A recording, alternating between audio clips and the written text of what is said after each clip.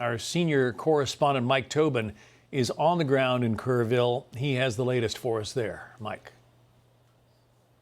And, John, certainly one of the messages that we got out of that press conference from Secretary Noem is that the people out here trying to recover from this devastating flood, that they're not alone, that disaster declaration is going to be sent to President Trump, and he is anticipated to be in agreement with it. So it looks like more resources will come the way of these people. One thing I can show you now, just looking around where I'm standing, is just the incredible power of this storm. I'm down in the river basin at this moment. This area where I'm standing was all covered in water when this flood came through here, almost like a wave. And you can see all of this debris. The structure shelter that I'm standing in obviously had tremendous construction. It looks like these pilings went all the way into the ground, anchored in concrete. So this building didn't move, but the trees all got caught up in here because this place stood steady. If you look at the tree right in front of me, it was about 1.5 to 2 feet thick, and it was just ripped right out of the ground. And to give you an idea, as we continue to look around, the highway is about 15 feet above my head in this location,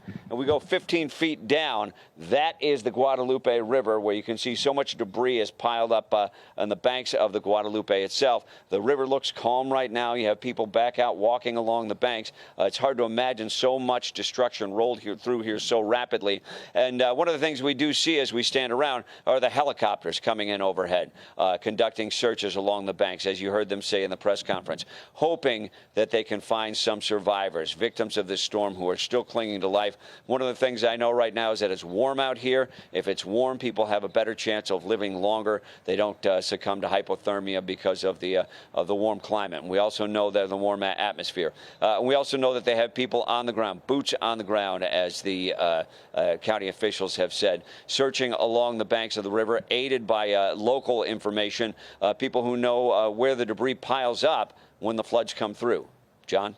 Mike, we heard from Congressman Chip Roy that, especially regarding that girls' Christian camp that was so badly devastated by this storm, he said that some people gave their lives trying to rescue some of the kids from that camp. Do you know any of those stories specifically? I know it's still early in this terrible event.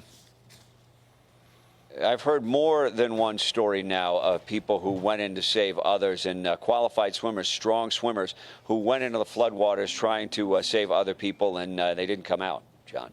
Wow. So again, the number's 32 dead, 14 of them children.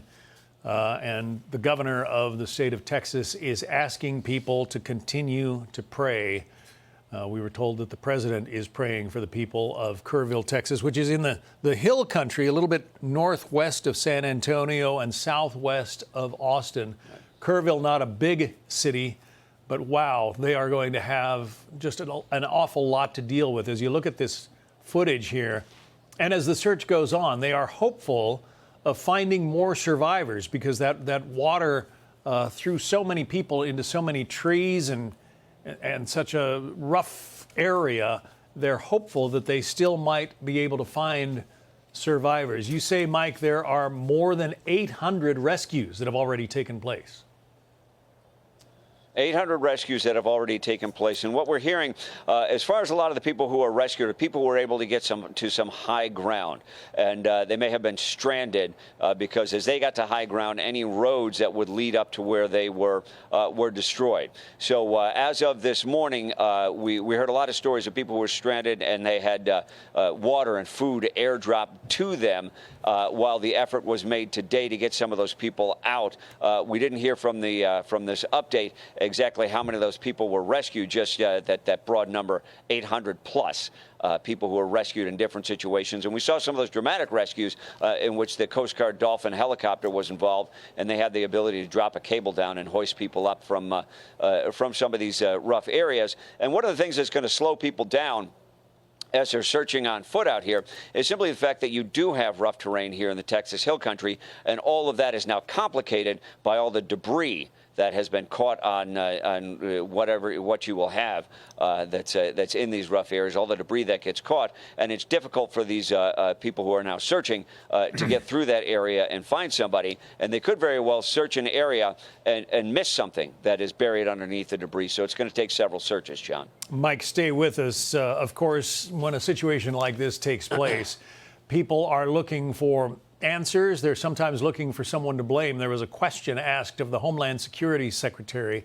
as to whether or not, there should have been more warning for this devastating flood in the Guadalupe River Valley. Here's what Kristi Noem had to say in her answer.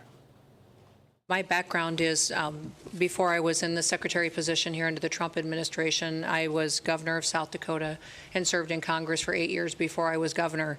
And so I will tell you that for decades, for years, everybody knows that the weather is extremely difficult to predict, but also that the National Weather Service over the years at times has done well, and at times we have all wanted more time and more warning and more alerts and more notification. That is something, and one of the reasons that when President Trump took office, that he said he wanted to fix, and is currently upgrading the technology. And the National Weather Service has indicated that with that and NOAA, that we needed to renew this ancient system that has been left in place with the federal government for many, many years. And that is the reforms that are ongoing there. The timeline that I have, I don't oversee the National Weather Service. That's not under my department. But the timeline that I did receive from them was that the notifications started to look at its expansion for its limited flood impacts area that started on July 3rd at 1:18 p.m. The flood watch was issued. Although it was moderate, it wasn't to the extremes that it was, that when the system came over the area that it stalled, it was much more water, much like I think we experienced during Harvey, the same type of system that was unpredictable in the way that it reacted and the way that it stopped right here and dumped unprecedented amounts of rain that caused a flooding event like this. That's Secretary Kristi Noem of the Department of Homeland Security. Mike, there probably couldn't have been a worse weekend for something like this to hit. It's a holiday weekend, and a lot of people are probably vacationing or, camping out along the river there. Well, the hill country here is known for the wineries, the breweries, the live music, and it's a weekend getaway for a lot of people. And one of the ways you can do that on the cheap is to camp alongside of the river. There are a lot of Airbnbs, there are a lot of small hotels in the area. So one of the things that was brought up in an earlier briefing is the fact that it's impossible to tell just how many people are here and how many people haven't made it back to where they came from, Dallas or Austin or wherever they would be vacationing from. So you very well may start to get more missing persons reports as they don't show up from the holiday weekend, but also as they start to search the area for people who have been impacted by this flood. You could very well find more flooding victims. And one other thing that Secretary Noem brought up there was the early warning systems. We really have differing accounts. Judge Kelly, who was the top elected official here in Kerr County, said there was no early warning systems, despite the fact that devastating floods and deadly floods have rolled through here before. He said there was no early warning systems. We talked with some of the locals out here who said they did get early warning systems. They came to their cell phones, but they came too late. And one of the things I can tell you, just coming back from Israel with all the missile strikes, the way they have their cell phone warnings built in, it's impossible to ignore. John? All right, Mike Tobin reporting live from the banks of the Guadalupe River. Mike, thank you. Hey, Sean Hannity here. Hey, click here to subscribe to Fox News YouTube page and catch our hottest interviews and most compelling analysis. You will not get it anywhere else.